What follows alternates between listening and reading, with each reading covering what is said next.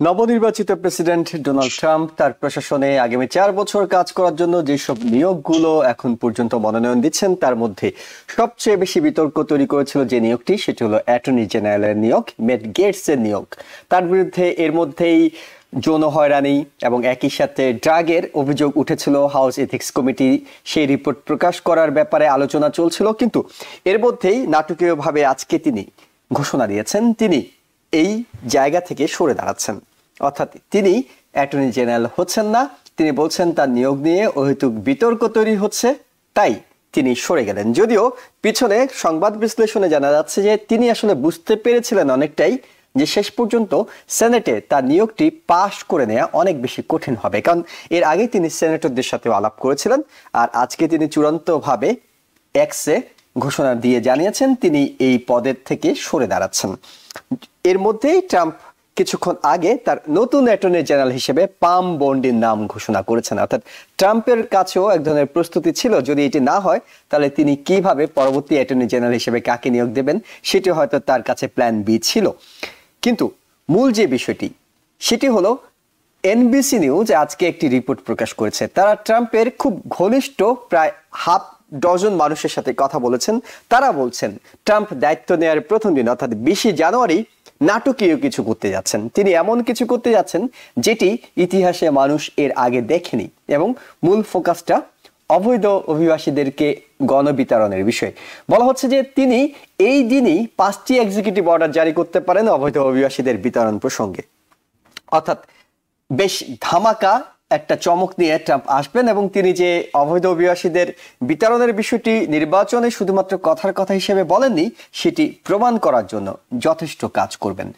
নতুন খবর যেটি আজকে আছে, ইন্টারন্যাশনাল ক্রাইম কোর্ট আইসিসি তারা ইসরায়েলের প্রধানমন্ত্রী বেঞ্জামিন নেতানিয়াহু তার বিরুদ্ধে গ্রেপ্তারি পরোয়ানা জারি করেছে। যদিও আমেরিকা এবং ইসরায়েল এই দুটি দেশই আইসিসির সদস্য নয়, তারপরও নেতানিয়াহু যদি এরপর বিদেশ সফরে যান অর্থাৎ ইউরোপের কোনো দেশে যান সেখানে তাকে গ্রেপ্তারের একটা আশঙ্কা থেকেই যাচ্ছে। এইসব বিষয়গুলো নিয়েই মূলত আলোচনা করব আমাদের টিভিএন 24 নিউজ নেটওয়ার্কের নিয়মিত আয়োজন আওয়ার ডেমোক্রেসি অনুষ্ঠানে। সবাইকে স্বাগত জানাচ্ছি। আমি এহসান জুয়েল, আমার সাথে বিশেষজ্ঞ অতিথি হিসাবে যুক্ত হচ্ছেন ইউনিভার্সিটি অফ নর্থ ক্যারোলিনার ডক্টর নাকিবুর রহমান এবং একই সাথে স্ট্যান্ডার্ড এক্সপ্রেসের সিও ও রাজনৈতিক বিশ্লেষক মোহাম্মদ মালিক। আপনাদের দুজনকে স্বাগত জানাচ্ছি। আমরা মোটামুটি একটা ভূমিকা দিয়ে চেষ্টা করেছি যে দেশের রাজনীতিতে কোন বিষয়গুলো ঘটছে সেই সব বিষয়ে দর্শকদেরকে জানানোর। ডাক্তার নাকিবুর রহমান, আপনার কাছে একটু জানতে চাই, সেটি হলো ট্রাম্পের অ্যাটর্নি জেনারেল আগের জন অর্থাৎ মেট গেটস সরে দাঁড়ালেন।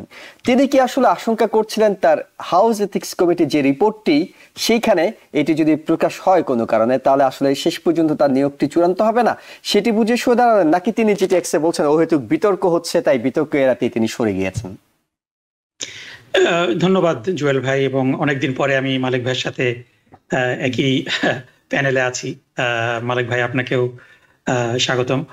দর্শকদের শুভেচ্ছা জানিয়ে শুরু করছি যে আজকের দিনটা ডেফিনেটলি যে ঘটনাগুলো ঘটলো ম্যাট গেটসের, এটা খুবই সিগনিফিক্যান্ট। এবং আপনি যেটা প্রশ্ন করেছেন যে এটা কি ম্যাট গেটস ডিস্ট্রাকশনের জন্য কিংবা ট্রাম্পের ট্রানজিশন থেকে অ্যাটেনশন ডাইভার্ট হচ্ছে অন্যদিকে, এজন্য তিনি এখান থেকে সরে দাঁড়ালেন, নাকি তার সত্যি সত্যি তিনি আশঙ্কা করছিলেন যে তার কনফার্মেশন হবে না। সো আমরা যদি এই ঘটনাগুলার আগে আরেকটু যদি ঘটনাটা দেখি যে সিনেট রেস কিন্তু শেষ হয়েও হচ্ছিল না শেষ, এরকম একটা অবস্থা যে 99টা সেনেট সদস্য যারা আগামী সেনেটে দায়িত্ব পালন করবেন সেটা মোটামুটি কনফার্ম হয়েছিল। 1/3 এবছরই নির্বাচন হয়েছে, কিন্তু একটা সিনেট আসনের নির্বাচনটা শেষ পর্যন্ত কেন যেন শেষ হচ্ছিল না।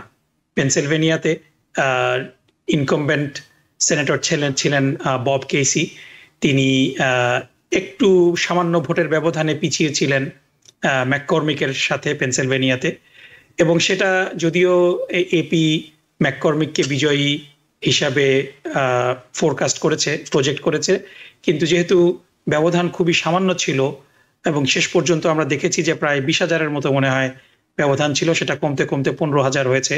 যদিও এখনো পর্যন্ত মেইল ইন ব্যালট এবং আরো কিছু ভোট আসা বাকি রয়েছে, যেটা সংখ্যা হয়তো 15-20 হাজারের বেশি হবে না।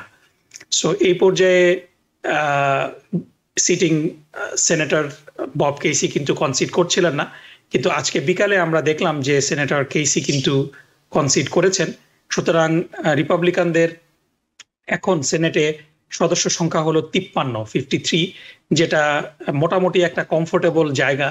কারণ এই সেনেটে দুজন ব্যক্তি আছেন যারা একটু ইন্ডিপেন্ডেন্ট, লিসা মার্কাউস্কি অ্যালাস্কার এবং মেইনের সুজান কলিন্স, তারা একটু ইন্ডিপেন্ডেন্ট, এবং হয়তো কোনো কোনো ক্ষেত্রে যেহেতু এখন মিচ ম্যাকনেল আর মেজরিটি লিডার কিংবা তিনি রিপাবলিকান লিডার না, তিনি হয়তো কিছু ইন্ডিপেন্ডেন্স শো করতে পারেন।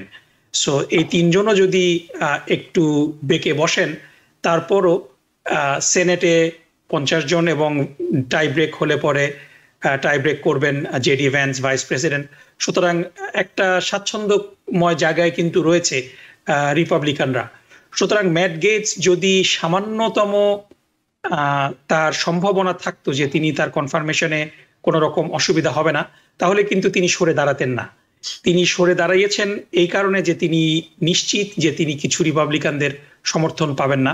এটার দুইটা কারণ আছে। একটা কারণ তো অবভিয়াসলি তার 17 বছর বয়সী একজন মহিলার সাথে তার যেই রিলেশনশিপ, যেটা বেসিক্যালি কংগ্রেসের এথিক্স কমিটির আন্ডার ইনভেস্টিগেশন ছিল, যদিও স্পিকার জনসন এটাকে ব্লক করেছেন, এবং তিনি মোটামুটি নিশ্চিত ছিলেন যে তার কনফার্মেশনে কোনো অসুবিধা হবে না, কারণ সিনেটররা এর আগেও ডোনাল্ড ট্রাম্পের ইচ্ছার কাছে আত্মসমর্পণ করেছিলেন। সো এই কারণে কিন্তু তিনি মোটামুটি কনফিডেন্স নিয়েই তার কংগ্রেশনাল আসন থেকে কিন্তু তিনি পদত্যাগ করেছেন কংগ্রেস মেম্বার হিসাবে। সুতরাং তিনি মোটামুটি কিন্তু কনফিডেন্ট ছিলেন, কিন্তু গতকালকে এবং আজকে তিনি সেনেটরদের সাথে দেখা করার পরে তিনি নিশ্চিত হলেন যে অ্যাটলিস্ট 5 জন সেনেটর, যারা এক্সিস্টিং নতুন সেনেটর না, নতুন নির্বাচিত, তো 3 জন নতুন নির্বাচিত সেনেটর আসছেন। একজন হলেন ম্যাককর্মিক, তারপরে হলো মন্টানা থেকে জন টেস্টারকে যিনি হারিয়েছেন, এবং তারপরে ওয়েস্ট ভার্জিনিয়াতে জো ম্যানশনকে হারিয়েছেন সেনেটর জাস্টিস। সো এই 3 জন নতুন, এই 3 জনের সাথে তো হয়তো দেখা করার সময় পাননি, কিন্তু এই 3 জন বাদ দিয়ে এক্সিস্টিং অ্যাটলিস্ট 5 জন সেনেটর বলেছেন যে তারা বিব্রত বোধ করবেন ম্যাট গেটসকে কনফার্মেশনের তার পক্ষে ভোট দিতে। এবং এটার আরো একটা কারণ হলো, আপনাদের মনে আছে যে গত কংগ্রেসে কেভিন ম্যাকার্থি, যিনি স্পিকার ছিলেন রিপাবলিকান পার্টির, তাকে স্পিকার পদ থেকে অপসারণের পিছনে ম্যাট গেটসের সবচেয়ে বড় ভূমিকা ছিল, এবং তিনি এক্সট্রিম ফ্রিডম ককাস যেটাকে বলা হয়, সেই ফ্রিডম ককাসের সাথে তিনি উঠা বসা করেন। এদের ব্যাপারে অনেক মধ্যপন্থী রিপাবলিকান তাদের প্রতি খুব বেশি সমর্থন তাদেরকে করেন না। এই কারণে এই তার হিউম্যান ট্রাফিকিং এবং আন্ডার এজ মেয়ের সাথে তার সম্পর্কের যে ইস্যুটা চলে এসেছে, এই ব্যাপারে মোটামুটি তিনি নিশ্চিত হয়েছেন ম্যাট গেটস যে তিনি কনফার্মেশন পাচ্ছেন না। এই কারণেই কিন্তু তিনি পদত্যাগ করেছেন, এবং বেসিক্যালি এটা তার একটা মুখ রক্ষার কৌশল, যে তিনি বলছেন যে ডোনাল্ড ট্রাম্পের ট্রানজিশন এত ভালো করছে, এটাকে তিনি অন্যদিকে অ্যাটেনশন ডাইভার্ট করতে চান না, এই কারণে তিনি পদত্যাগ করেছেন। কিন্তু মূল কারণটা হলো যে তিনি বুঝে গিয়েছেন যে তার কনফার্মেশনটা সম্ভব না কোনো কারণে। এবং এখানে আমি যদি চারটা টেকঅ্যাওয়ে নেই, এটা ওয়াশিংটন পোস্ট আজকে এখানে বলেছে। প্রথম টেকঅ্যাওয়ে হলো যে ডোনাল্ড ট্রাম্পের যেই পছন্দ, যে ডোনাল্ড ট্রাম্পের যে পরিকল্পনা, এই পরিকল্পনার উপরে এটা কিন্তু একটা বড় সেটব্যাক, কারণ তিনি ম্যাট গেটসকে নিয়ে একটা পরিকল্পনা করছিলেন এবং তার পরিকল্পনা বাস্তবায়ন হলো না। দ্বিতীয় যেটা টেকঅ্যাওয়ে আমরা নিতে পারি এখান থেকে, সেটা হলো যে এই ঘটনাটা আমাদের কাছে দেখাচ্ছে যে যদিও আমরা আশঙ্কা করি যে ডোনাল্ড ট্রাম্প একজন একনায়কের মতোই স্ট্রংম্যান হিসাবে তিনি আমেরিকাকে 4 বছর রান করবেন, কিন্তু কিছুটা ক্ষীণ আশা আমাদেরকে দিতে পারে যে আমেরিকার যে চেক অ্যান্ড ব্যালেন্সের বিষয়টা রয়েছে, যে institution can still stand up to Trump, আমাদেরকে এই আশাটা দিচ্ছে ম্যাট গেটসের পদত্যাগের মাধ্যমে। দুটো প্রশ্ন আপনার কাছে করতে চাই, এই প্রসঙ্গে দুটো প্রশ্ন আপনার কাছে করতে চাই। একটা হলো যে এর মধ্যেই হাউস এথিক্স কমিটির রিপোর্টটা নিয়ে নানা ধরনের কথা উঠছে। মাইক জনসন বলছিলেন যে যেহেতু তিনি হাউস থেকে পদত্যাগ করেছেন, তার রিপোর্ট প্রকাশের কোনো মানে নেই। এখন আবার নতুন করে কথা উঠছে তিনি যেহেতু রেস থেকে সরে গেছেন, তিনি যেহেতু এখন আর অ্যাটর্নি জেনারেল পদের জন্য ব্যক্তি হিসেবে গণ্য হচ্ছেন না, তাহলে তার এই এথিক্স কমিটির রিপোর্ট প্রকাশ করার দরকার নেই, যদিও এটি নিয়ে চূড়ান্ত ভোটাভুটিটি 5ই ডিসেম্বর হবে। আপনার কাছে যেটি জানতে চাই সেটি হলো, শেষ পর্যন্ত এই এথিক্স কমিটির রিপোর্টটি কি প্রকাশ হবে বলে আপনি মনে করেন? দ্বিতীয় যে প্রশ্নটি করতে চাই, আপনি বলছিলেন যে মনে হচ্ছে ডোনাল্ড ট্রাম্প এককভাবে কোনো কিছু করতে পারবে না, কিন্তু বিপরীতে একটা মত আছে, কেউ যদি তার দলের অর্থাৎ রিপাবলিকানদের হাউসে কিংবা সেনেটে কেউ ডোনাল্ড ট্রাম্পের কোনো বিষয় নিয়ে আপত্তি জানায়, তবে দ্বিতীয়বার নির্বাচনের সময় তিনি বেশ বিপাকে পড়বেন, কিংবা ডোনাল্ড ট্রাম্প এবং তার যে ঘনিষ্ঠ লোকরা আছে তারা রিপাবলিকান হলেও তারই রাজনৈতিক ক্যারিয়ার একেবারে ধ্বংস করে দেওয়ার পরিকল্পনা করবেন। আপনি একমত কিনা? আমরা যেটা দেখেছি ইতিপূর্বে যে ডোনাল্ড ট্রাম্পের ব্যাপারে, স্পেশালি আমরা যদি দেখি যে 2020 সালে দুবার ডোনাল্ড ট্রাম্প ইমপিচমেন্টের শিকার হয়েছেন কংগ্রেসে। যেই রিপাবলিকান কংগ্রেসম্যানরা ডোনাল্ড ট্রাম্পকে ইমপিচমেন্টের পক্ষে ভোট দিয়েছেন, তাদের প্রত্যেককে ডোনাল্ড ট্রাম্প প্রাইমারিতে পরাজিত করেছেন। এর মধ্যে প্রমিনেন্ট হলো কংগ্রেসম্যান লিজ চেনি, অ্যাডাম কিনসিঙ্গার, তাদেরকে কিন্তু, এবং তারপরে আপনার সাউথ ক্যারোলাইনাতে আমি তার নামটা ভুলে গেলাম, খুব প্রমিনেন্ট রিপাবলিকান ক্যান্ডিডেট ছিলেন। সো এই ধরনের রেড এরিয়া থেকে যারা কংগ্রেসম্যান নির্বাচিত হন, ডোনাল্ড ট্রাম্প যদি তাদের বিরুদ্ধে ক্যান্ডিডেট দাঁড় করান এবং সমর্থন দেন, তাদের পক্ষে প্রাইমারিতে জিতে আসা সম্ভব না। সুতরাং হ্যাঁ, ডোনাল্ড ট্রাম্প তাদের বিরুদ্ধে ডেফিনেটলি প্রতিশোধ নেবেন, কিন্তু এই জায়গাটাতেই দেখার বিষয়টা যে কারা ডোনাল্ড ট্রাম্পের কাছে নিজেদের বিবেক বন্ধক রাখতে চায় নিজেদের কেরিয়ার বাঁচানোর জন্য। সবাই হয়তো সেটাতে রাজি হবে না, এবং সিনেটরদের মধ্যে কেউ কেউ, যেমন ফর এক্সাম্পল আমরা যদি দেখি যে কিছু কিছু সিনেটররা খুব শক্তিশালী, তাদেরকে ডোনাল্ড ট্রাম্প তাদের বিরুদ্ধে প্রাইমারি ক্যান্ডিডেট দিলেও কোনো লাভ হবে না, যেমন সুজান কলিন্স এবং লিসা মার্কাওস্কি, তাদেরকে ডোনাল্ড ট্রাম্প পছন্দ করেন না, এবং তাদের বিরুদ্ধে, স্পেশালি লিসা মার্কাওস্কির বিরুদ্ধে দীর্ঘদিন ধরে তিনি ক্যাম্পেইন করছেন কিন্তু সফল হচ্ছেন না। সুতরাং ডোনাল্ড ট্রাম্পেরও মানে যেই পাওয়ার এক্সারসাইজের যেই ক্ষমতাটা, তারও কিন্তু একটা লিমিটেশন রয়েছে। সো এই বিষয়টা রয়েছে এখানে, এবং আপনি প্রথম যে বিষয়টার অবতারণা করলেন সেটার উত্তরে যদি আমি বলতে চাই, যে বলবো যে আপনার এখানে স্পিকার যে কথাটা বলেছেন যে ম্যাট গেটসের ব্যাপারে যে অভিযোগগুলো, সেটা, সো আমার মনে হয় যে বিষয়টা হলো যে যদিও তিনি এটা সিল করে রেখেছেন এথিক্স কমিটির ইনভেস্টমেন্ট, তিনি যেহেতু কংগ্রেসম্যান না এখন, এবং যেহেতু তিনি পাবলিক কোনো অফিসের জন্য রান করছেন না, সুতরাং এই বিষয়টা প্রকাশ হওয়া না হওয়া কিন্তু খুব বেশি কিছু বিষয় না। কিন্তু আমি খুব দৃঢ়ভাবে বিশ্বাস করি যে যেহেতু বিষয়টা হিউম্যান ট্রাফিকিং এর সাথে রিলেটেড, যেহেতু এটা আন্ডার এজ একজন মহিলার সাথে রিলেটেড, এবং আপনাদের মনে আছে যে টাকার কার্লসনের সাথে একটা ইন্টারভিউতে 2019 কিংবা 20 সালের দিকে এই বিষয়টা যখন সামনে আসছিল, টাকার কার্লসনের সাথে ম্যাট গেটস এর কথার সময় ম্যাট গেটস একবার বলছিলেন যে, do you remember we were having dinner and a girl was sitting with us. So মানে টাকার কার্লসন কিন্তু নিজেকে সেখান থেকে মোটামুটি বের করে নিয়ে আসছে, বলছে না আমাদের ধরনের কোনো কথা মনে নাই, তোমার সাথে আমি কোনোদিন এরকম ডিনার করিনি।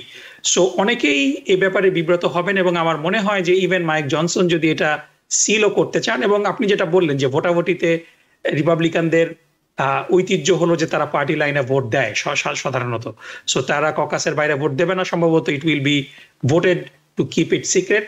কিন্তু আমার মনে হয় যে মিডিয়ার এটা নিয়ে একটা ইন্টারেস্ট দেখাবে, এবং আমেরিকাতে ইনভেস্টিগেটিভ জার্নালিজম খুবই রিচ, এবং আমার মনে হয় যে যে ঘটনাগুলো ঘটেছে সেটা আলোর মুখ দেখবে। জি, অনেক ধন্যবাদ আপনাকে মোহাম্মদ মালিক। আপনার কাছে জানতে চাই সেটা হলো, ম্যাট গেটস জায়গা থেকে সরে দাঁড়ালেন, অর্থাৎ তার নাম ঘোষণা করার পরও তিনি সরে দাঁড়ালেন, এটা খুব একটা নতুন কিছু নয়, এটি গত 30 বছরে, এর আগে তার আগেও 11 জন এবার সরে গিয়েছিলেন। এমনকি বারাক ওবামার সময় 3 জন, ডোনাল্ড ট্রাম্পের প্রথম মেয়াদেও 4 জন নাম ঘোষণা করার পর সরে যাওয়ার রেকর্ড আছে। কিন্তু যে বিষয়টি আপনার কাছে জানতে চাই সেটি হলো, এই যে সরে যাওয়া, অর্থাৎ ট্রাম্প এবার এসে যেভাবে তৎপরতা চালাচ্ছেন, তিনি নির্বাচিত হওয়ার পরে 5 নভেম্বর নির্বাচনের পর 16 দিন এই 16 দিনে তিনি এর মধ্যে 32 জনের নাম ঘোষণা করেছেন, যেটি তার প্রথম মেয়াদে তিনি মাত্র 3 জনের নাম ঘোষণা করেছিলেন। এবং জো বাইডেন এই 16 দিনে মাত্র একজনের চিফ অফ স্টাফের নাম ঘোষণা করেছেন। কিন্তু ট্রাম্প বেশ তড়িঘড়ি করে বেশ জোরে সোরে প্রস্তুতি নিয়ে তিনি নেমেছেন, তার ক্যাবিনেটটাকে বাড়াচ্ছেন, সবকিছু করছেন। কিন্তু ট্রাম্পের একটা হোঁচট খাওয়া হিসেবে দেখেন কিনা, ট্রাম্প যাকে নিয়োগ দিতে চাইলো শেষ পর্যন্ত নিয়োগ দিতে পারলো না। জি, জলবায়ু দেখুন, আপনি যে প্রশ্নটি করলেন তার যদি আমি খুব একেবারে সংক্ষেপে এক কথায় উত্তর দিই, তাহলে হলো হ্যাঁ, একটা হোঁচট তো তিনি খেলেনি। তার কারণটি হলো, দেখুন যে এবার যখন নির্বাচনটি শেষ হলো, আমরা দেখলাম যে একেবারে নিরঙ্কুশ জয় যেটাকে বলা হয়, অর্থাৎ হোয়াইট হাউস প্রেসিডেন্সি, তারপরে হাউস সিনেট দুটিতেই একেবারে রিপাবলিকান পার্টি বিশালভাবে বিজয়ী হয়ে চলে আসলো। এবং ট্রাম্পের ক্ষমতা, আমরা যেটা নিয়ে আলোচনা করতাম বা শুনে আসছিলাম বিভিন্ন সময় এই গত 2 সপ্তাহ, সেটি হলো যে ট্রাম্প এবার অপ্রতিরোধ্যভাবে তার সমস্ত ক্ষমতা প্রয়োগ করবেন। তিনি যা চাইবেন তাই হবে, কারণ রিপাবলিকান পার্টির যে অরিজিনাল নেচার, সেটার থেকে ট্রাম্পিজমটা এখন সবচেয়ে বড় হয়ে দেখা দিচ্ছে। কাজে রিপাবলিকানদের এখন মূল ধর্ম ট্রাম্পিজম, এবং ট্রাম্প যা বলবে রিপাবলিকান পার্টিদের সেটাই হবে। তো সিনেটে যেটা নাকিব ভাই একটু আগে খুব সুন্দর বর্ণনা করলেন যে 3টি আসন তাদের বেশি আছে, 50-এর বাইরে আরো 53। তো খুব সহজ একটা সংখ্যাগরিষ্ঠ তাদের আছে, কিন্তু যে দলীয় লাইনের বাইরে যদি একজন চলেও যায়, তারপরে তাদের সংখ্যাগরিষ্ঠতা থেকে যাওয়ার সম্ভাবনা বেশি। কাজে ধরেই নেওয়া হয়েছিল এটা। এবং ট্রাম্প কিন্তু চাইছিলেন যে ম্যাট গেটসকে, ট্রাম্প কিন্তু একটা বিশেষ উদ্দেশ্যকে সামনে রেখে ম্যাট গেটসকে নমিনেশন দিয়েছিলেন। তার কতগুলো এজেন্ডা আছে জাস্টিস ডিপার্টমেন্ট নিয়ে, তো সেটি বাস্তবায়নের জন্য ম্যাট গেটসের মধ্যে একটা লোক তার দরকার। এবং তিনি কিন্তু ইনসিস্ট করে আসছিলেন সিনেটরদের যেন ম্যাট গেটসের নমিনেশনটা হয়ে যায়। এবং বেশ কিছু আলোচনায় আমরা দেখেছি বিভিন্ন মিডিয়াতে যে যাই ঘটুক না কেন, ম্যাট গেটসের নমিনেশন ফাইনালি সিনেট দিতে বাধ্য হবে, বা যারা একটু মতবিরোধ আছে যে সমস্ত বিষয়ে, সেগুলো দূর হয়ে যাবে ট্রাম্পের ব্যক্তিগত যোগাযোগের কারণে এবং তার প্রভাবে। তো এবং এটা আরো জোর হলো যখন দেখলাম ম্যাট গেটস হাউস থেকে রিজাইন করেছেন। তার তখন আরো ধরে নেওয়া গেল যে ম্যাট গেটস একেবারে অ্যাটর্নি জেনারেল নির্বাচিত, নমিনেশনটা অ্যাপ্রুভ হবে এটি নিশ্চিত। কিন্তু আমরা দেখলাম যে সেটি হলো না। তো হলো না, কারণটি হলো যে এটা হবে না গতকালকেই তিনি বুঝে গেছেন। কারণ গতকালকে ভাইস প্রেসিডেন্টকে সঙ্গে নিয়ে তিনি সিনেটরদের সঙ্গে দেখা করেছেন। দেখা করে তিনি বুঝতে পেরেছেন যে সমস্ত সিনেটররা তার ব্যাপারে রিজার্ভেশন ছিল, তাদেরকে তিনি কনভিন্স করতে পারেননি। যেহেতু কনভিন্স করতে পারেননি, তো এটা বুঝে নিয়ে তিনি অ্যাপ্রুভাল যেতে হবে না, সময় নষ্ট না করে তিনি আগে ভাগেই সরে দাঁড়ালেন, যাতে ট্রাম্প তড়িঘড়ি করে আরেকজন নমিনি এখানে দুপক্ষেরই মুখ রক্ষা হওয়ার একটা বিষয় এখানে গুরুত্ব পেল। তো এখন যে মূল প্রশ্ন যেটা আপনি করলেন, যে এটিতে যেটা মনে হলো, আমরা যে আশঙ্কার মধ্যে ছিলাম যে ট্রাম্প এবার যা চাইবেন তাই হবে, তো এই ঘটনাতে অন্ততপক্ষে এটি জানা গেল যে ট্রাম্প চাইলেই যে সব হবে এই গ্যারান্টি কেউ দিতে পারে না। কিন্তু একটা বিষয় আপনার কাছে জানতে চাই, সেটা হলো ট্রাম্পের নিজের নামে হাসমানি মামলা আছে, তার অ্যাটর্নি জেনারেল ম্যাট গেটস এর নামে যৌন সেক্স ট্রাফিকিং এর অভিযোগ আছে, তার যে ডিফেন্স সেক্রেটারি পিট হেডগেটস, তার নামে 2017 সালে সেক্সুয়াল অ্যাসাল্টের একটা অভিযোগ আছে। তিনি এডুকেশন সেক্রেটারি হিসেবে যাকে দিলেন, লিন্ডা ম্যাকম্যান, বলা হচ্ছিল তিনি যখন ওয়ার্ল্ড রেসলিং এন্টারটেনমেন্টের সেখানে কাজ করতেন তার হাজবেন্ড সহ, সেখানেও তারা শিশু কিশোরদেরকে যৌন হয়রানি অভিযোগ আছে। এই ট্রাম্প প্রশাসনের নামে বারবার করে একটা জায়গার দিকে কেন বারবার যাচ্ছে, আপনার কাছে কি মনে হয় আসলে? না, এটি যেটি হচ্ছে যেভাবে হোক, কাকতালি ভাবেই হোক আর পরিকল্পিত ভাবেই হোক, আমরা দেখলাম যে ট্রাম্প তার ব্যক্তিগত যে বৈশিষ্ট্য, চরিত্রের যে বৈশিষ্ট্যগুলো, তার যে নমিনি তাদের অধিকাংশই সেই বৈশিষ্ট্যগুলো বিরাজমান, যেটি স্পেশালি সেক্সুয়াল মিসকন্ডাক্ট। ট্রাম্পের ক্ষেত্রেও যেটি আমরা দেখেছি, হাসমানি মামলা যেটা দেখলাম, বা লেখিকা ক্যারলের যে মামলাটি যেখানে জরিমানা হলো তার আর কি। তো এরকম তার যে বিষয়গুলো নিয়ে অভিযুক্ত ছিলেন এবং দোষীও সাব্যস্ত হয়েছেন। ঠিক তেমনি ভাবে ম্যাট গেটসের ক্ষেত্রে কিন্তু সেই অভিযোগগুলো, তার বিরুদ্ধে সেক্সুয়াল মিসকন্ডাক্ট, যেটা নাকিব ভাই বলেছেন যে 17 বছরের নাবালিকার সঙ্গেও তিনি সেক্সুয়াল কন্ট্যাক্ট করেছেন। তো তারপরে হিউম্যান ট্রাফিকিং আছে, তারপরে তার ইলিসিট ড্রাগ ইউজের অভিযোগগুলো আছে। তো যতগুলো মারাত্মক অভিযোগ আছে সেই অভিযোগ তার আছে। অর্থাৎ একটা হয়তো কনক্লুশন টানা যায়, সেটা হলো যে ট্রাম্প এগুলোকে খুব বেশি গুরুত্বপূর্ণ মনে করেন না। এটা হয়তো এক্স্যাক্টলি যে ট্রাম্প এটাকে গুরুত্বপূর্ণ মনে করেন না, কিংবা এমনও তো হতে পারে যে তিনি আমারই মতো একজন লোক। জি, আমি নিজে জানতে চাই, অন্যের মধ্যে আমার চরিত্রের প্রতিফলিত দেখতে পেলে সে তো আমার প্রিয় ব্যক্তি হতেই পারে। তবে মূল কারণ সেটি না, এটা যেভাবে কাকতালি ভাবে মিলে যেতে পারে বৈশিষ্ট্যগুলো। কিন্তু আমি যেটা মনে করি, ট্রাম্প এবার যে নমিনেশন গুলো দিয়েছেন সেগুলো বেসিক্যালি এফিসিয়েন্সির উপর দেননি, তিনি লয়্যালটির উপর। জি জি, এটা গুরুত্বপূর্ণ পেয়েছে। একটা বিষয় একটু জানি আপনার কাছে, সেটা হলো যে ডিফেন্স সেক্রেটারি, তিনিও তো জেডি ভ্যান্সকে নিয়ে সেনেটরদের সাথে দেখা করেছেন, এবং দেখা করার পরে যেখানে অ্যাটর্নি জেনারেল পদ সরে দাঁড়ানোর কথা বললেন, কিন্তু ডিফেন্স সেক্রেটারিকে অনেক বেশি আত্মবিশ্বাসী মনে হলো। তার মানে এই অ্যাটর্নি জেনারেলের সরে যাওয়াটা কি অন্যদের জন্য পদটাকে প্রসারিত করবে, নাকি তারা যাতে টিকে থাকতে পারে আরো কৌশলী হয়ে উঠবে? না, কৌশল হয়ে উঠবে। আরেকটা জিনিস যেটা হেগসেথের যে বিষয়টি হলো, সেটি হলো যে 2017 সালের ঘটনা, মানে এটা কিন্তু আপনার ম্যাট গেটসের সাথে মিলে না। তার কারণ ম্যাট গেটসের কিন্তু অভিযোগটি তদন্ত হয়েছে হাউস এথিক্স কমিটিতে, এবং তার একটা ফাইন্ডিংস আছে। কিন্তু এই ক্ষেত্রে কিন্তু 17 সাল, তার মানে 7 বছর আগের ঘটনা। এবং এই যে মহিলা অভিযোগটি করেছেন, সেই অভিযোগটি এটা তার মানে যেটা মেডিকেল টেস্ট করিয়েছে 5 দিন পর, ঘটনা 5 দিন পরে। এবং সেখানে যেটা হেগসেথ বলেছে যে এটা কনসেনসাল ছিল, তার মানে একটা সমঝোতার ভিত্তিতে সেক্স করেছে সেই মহিলার সাথে, এবং উভয়ের সম্মতিতে।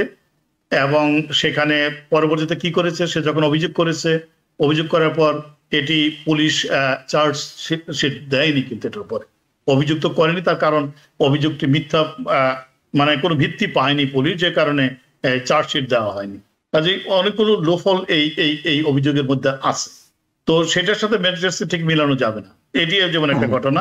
আরেকটি ঘটনা হলো যে দেখুন, হেগসেথের কিন্তু গতকালকে আজকে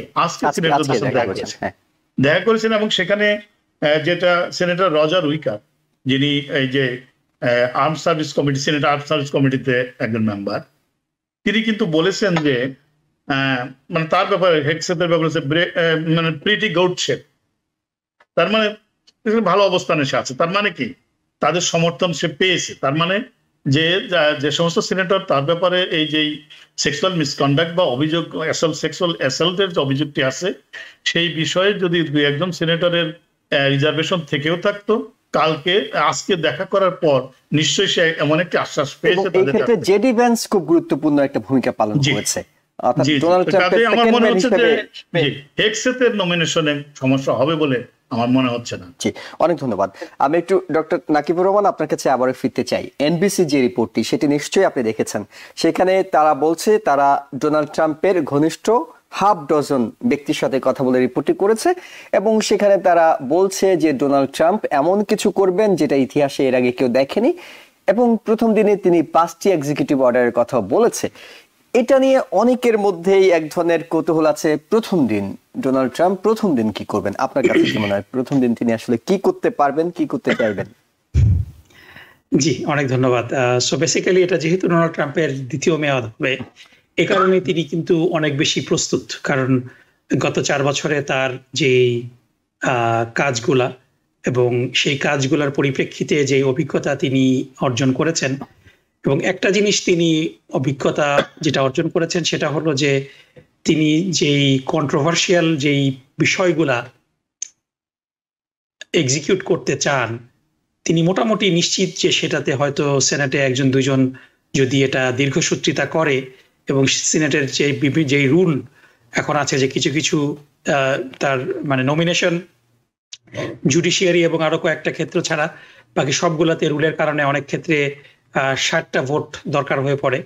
সো ডেফিনেটলি 53 জন সেনেটর তার অনুগত, তারা যদি ভোটও দেয়, 7 জন ডেমোক্রেটকে রাজি করানোটা খুব কঠিন হবে। সো এই অভিজ্ঞতার আলোকে তিনি তার যে মোস্ট কন্ট্রোভার্সিয়াল এবং মোস্ট এগ্রোজাস যেই প্ল্যানগুলা, আমার ধারণা তিনি সেগুলা এক্সিকিউটিভ অর্ডারের আকারে প্রথম দিন না হলেও একেবারে যত তাড়াতাড়ি সম্ভব তিনি আনবেন। এবং এটার মধ্যে তিনি নির্বাচনের সময় যেটার উপরে ক্যাম্পেইন করেছিলেন সেটা হলো যে ম্যাস ডিপোর্টেশন, যেটা অ্যাটলিস্ট কিছু ব্যক্তিকে ডিপোর্ট করার তিনি একটা উদ্যোগ নেবেন। যদিও সেই এক্সিকিউটিভ অর্ডারগুলাকে পরবর্তীতে হাইকোর্ট এবং সুপ্রিম কোর্টে চ্যালেঞ্জ করার প্রভিশন রয়েছে, যেটা আনচ্যালেঞ্জ হবে না। স্পেশালি ডিপোর্টেশনের বিষয়গুলা খুবই সেন্সিটিভ, স্পেশালি স্যাংচুরি সিটিতে যারা থাকেন, ক্যালিফোর্নিয়া কিংবা নিউ ইয়র্কে যারা আছেন, ইভেন মিশিগানেও এটা একটু কঠিন হয়ে যাবে। সো এটা একটা বড় বিষয় যে তিনি ডেফিনেটলি একটা এক্সিকিউটিভ অর্ডার দিবেন। দ্বিতীয় যেটা আমি ব্যক্তিগতভাবে খুবই আশঙ্কা করছি সেটা হলো, আপনারা জানেন যে বিগত কয়েকদিন আগে, এবং এটা খুব আনপ্রেসিডেন্টেড, যে আমরা যদি দেখি যে এই এখনকার কংগ্রেসকে ইউজুয়ালি বলা হয় লেম ডাক কংগ্রেস, যে একটা নির্বাচন হয়ে গিয়েছে, তারা খুব মানে একেবারে রুটিনের বাইরে কোনো কাজ করে না। কিন্তু আমরা দেখছি যে খুব তড়িঘড়ি করে কিছু বিল পাস করার চেষ্টা করা হচ্ছে এখন। এর মধ্যে একটা বিল হলো HR 9495। আপনারা জানেন এটা কিছুদিন আগে যেহেতু তড়িঘড়ি করে পাশ করা হচ্ছে, নভেম্বরের 12 তারিখে চেষ্টা করা হয়েছিল যে রুল হাউস যেই রুল আছে সেই রুলটাকে বাইপাস করে এটাকে পাশ করা, এবং এটাকে বাইপাস করে পাশ করতে গেলে 2/3 মেজরিটি লাগে। কিন্তু এইখানে এই HR 9495 সেই 2/3 মেজরিটি ভিত্তিতে এটা পাশ হয়নি। 203 জন রিপাবলিকান এটার পক্ষে ভোট দিয়েছিলেন এবং 52 জন ডেমোক্রেট এটার পক্ষে ভোট দিয়েছিলেন। এবং এই বিলটার মূল বিষয়টা ছিল যে যারা যে সমস্ত 501c3 non profit organisation Israeli অকুপেশনের বিরুদ্ধে কথা বলে, অর্থাৎ যারা প্যালেস্টিনিয়ানদের পক্ষে বিভিন্ন সমর্থনমূলক তাদের অ্যাক্টিভিটিস কিংবা বক্তব্য আছে, সেই অর্গানাইজেশনগুলার 501c3 স্ট্যাটাস স্ট্রিপ করার, স্ট্যাটাস কেড়ে নেওয়ার একক ক্ষমতা ট্রেজারি ডিপার্টমেন্টকে দেওয়া হবে। সো সেই বিলটা কিন্তু আবার রিইন্ট্রোডিউস হয়েছে আজকে এবং এটা পাশ হয়ে গিয়েছে HR 9495। সো বেসিক্যালি মেজরিটি ভোটের ভিত্তিতে। So even house rule bypass করার যে বিষয়টা সেটা তারা বাইপাস করে নিজেদের রুলই নিজেরা ভঙ্গ করে মেজরিটি ভোটের ভিত্তিতে আজকে এটা পাশ করেছেন।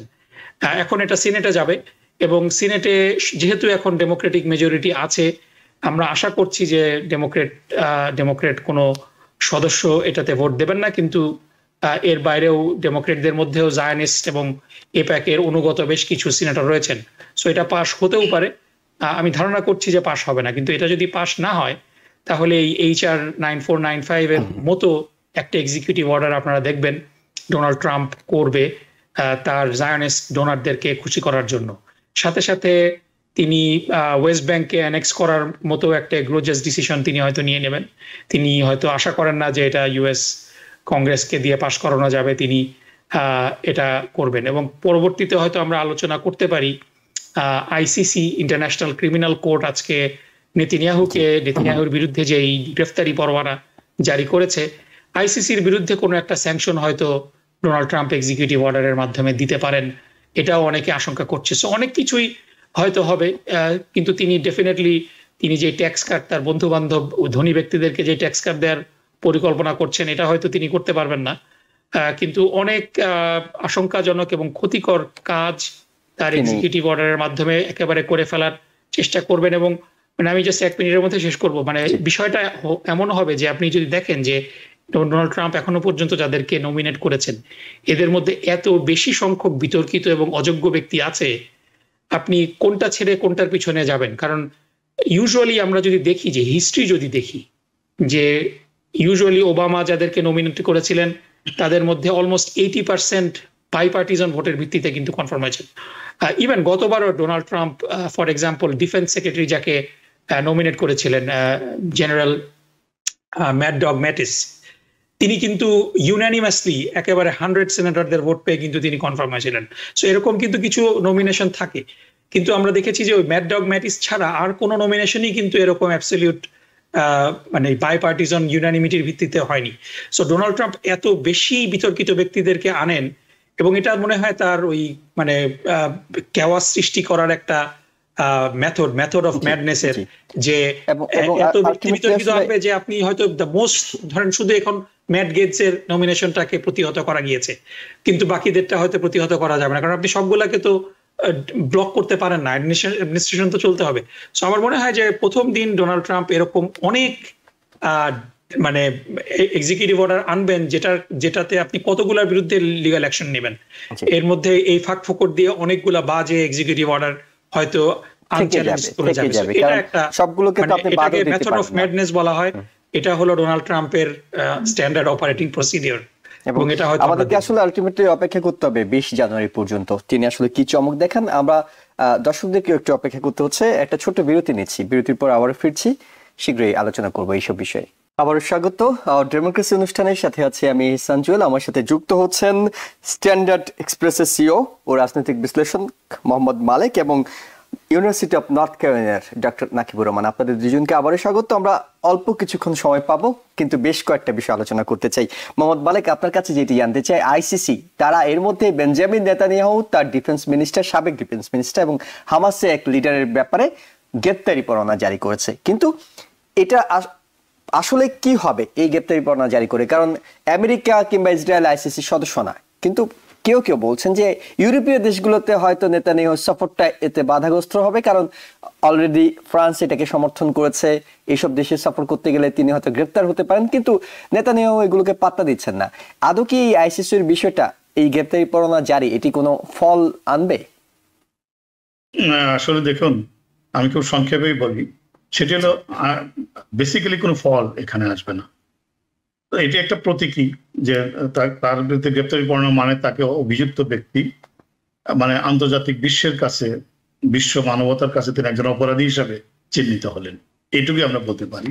তার কারণ আমরা গ্রেপ্তার হবে না কেন বললাম, যে আইসিসির এই মানে এই ওয়ারেন্টটা, এটা সব দেশ মেনে চলবে এমন কোনো বাধ্যবাধকতা নেই।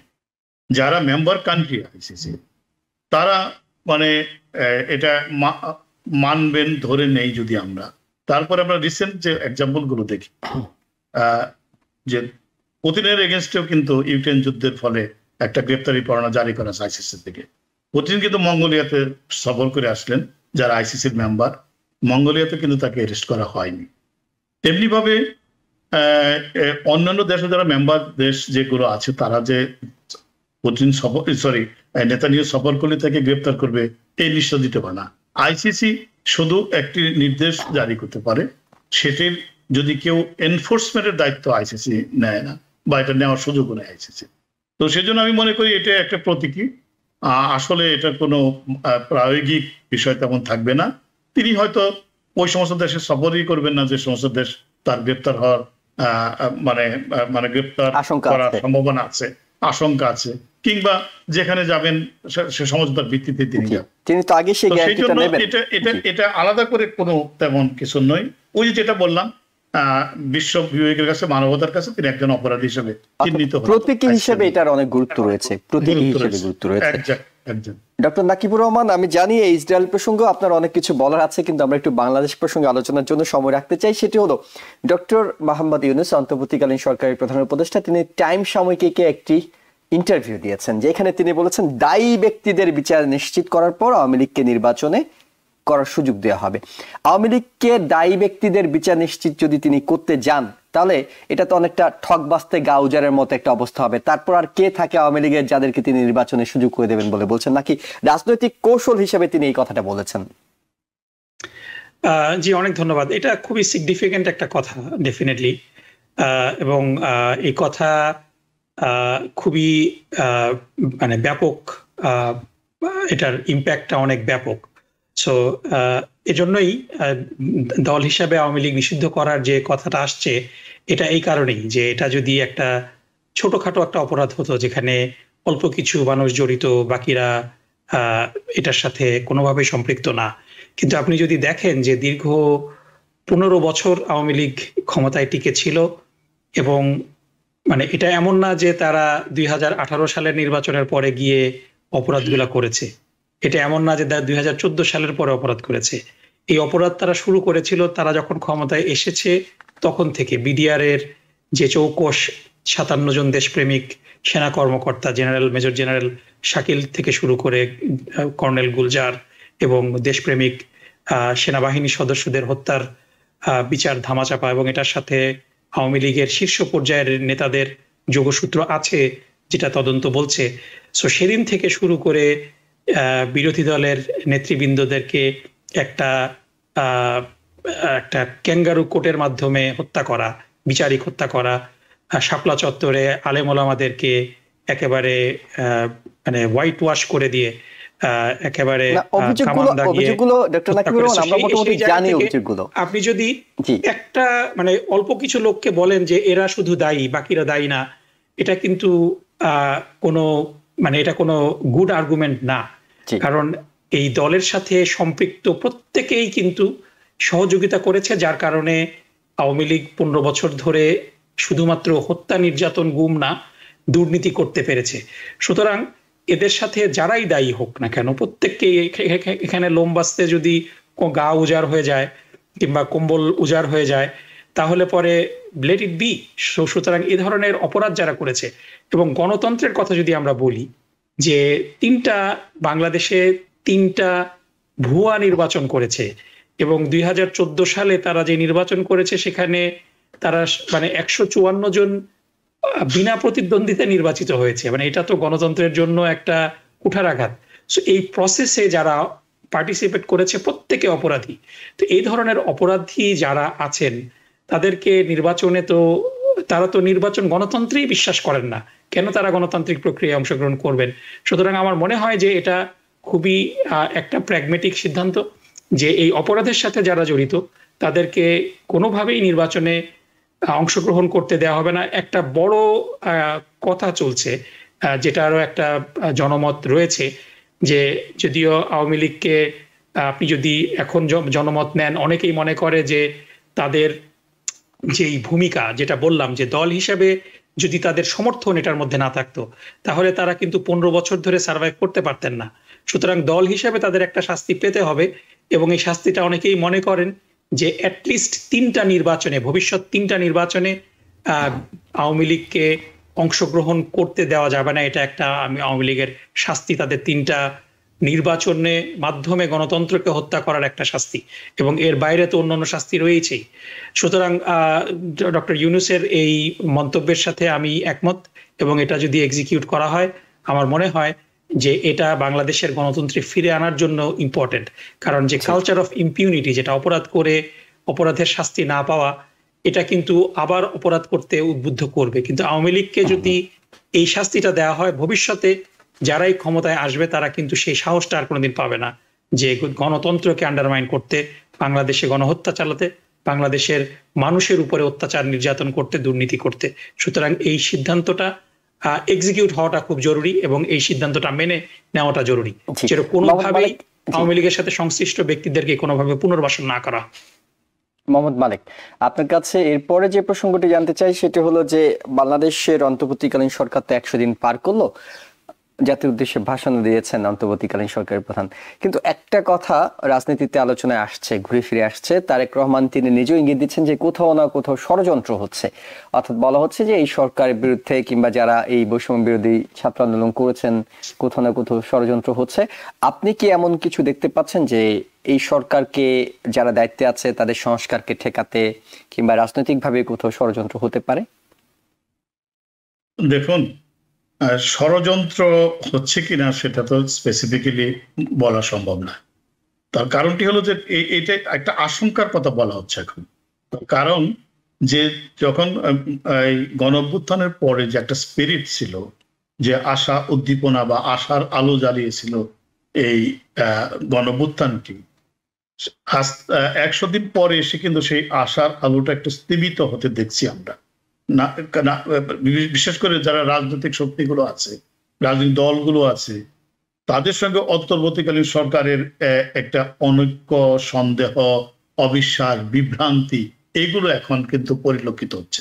এটা কারণটা কিন্তু মেনলি দুভাগে আমি ভাগ করতে পারি। একটি হলো, দেখুন, সাধারণ মানুষের কথা চিন্তা করে দেখুন, সাধারণ মানুষ কিন্তু যে ল অ্যান্ড অর্ডার যে সিচুয়েশন, নাম্বার 1, নাম্বার 2 দ্রব্যমূল্য, এই দুটি কারণে সাধারণ মানুষ এখন কিন্তু একটু মানে আশাহত হচ্ছে গেল এক। নাম্বার টু, যে পলিটিক্যাল পার্টিগুলো আছে তাদের মধ্যে কিন্তু ওই যে বললাম যেটা একটা সন্দেহ এবং অবিশ্বাস এবং অনেক বিভ্রান্তি দেখা দিয়েছে। যেমন বিএনপির একজন নেতা কিন্তু স্পষ্ট করে বলেছেন যে এই রাজনৈতিক দলগুলোর সাথে আলোচনা না করে কোনো সংস্কার করা সেটা আরেকটা স্বৈরচারী মনোভাবেরই পরিচয়, এই কথাটা তিনি বলেছেন। মির্জা ফখরুল ইসলাম আলমগীর কিন্তু দেখুন বলেছেন যে প্রথমত যে প্রেসিডেন্টের অপসারণের বিষয়ে কিন্তু তারা সম্মত হয়নি।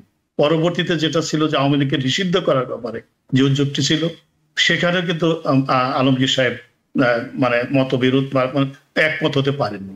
এবং আওয়ামী লীগের ইলেকশন করার ব্যাপারে কিন্তু বিএনপির পক্ষ থেকে বলা হয়েছে যে তারা রাজনৈতিক দলের অংশগ্রহণ করবে, জনগণ তাদের প্রত্যাখ্যান করলে তখন জনগণ প্রত্যাখ্যান করবে কি গ্রহণ করবে, জনগণের উপর ছেড়ে দিতে হবে।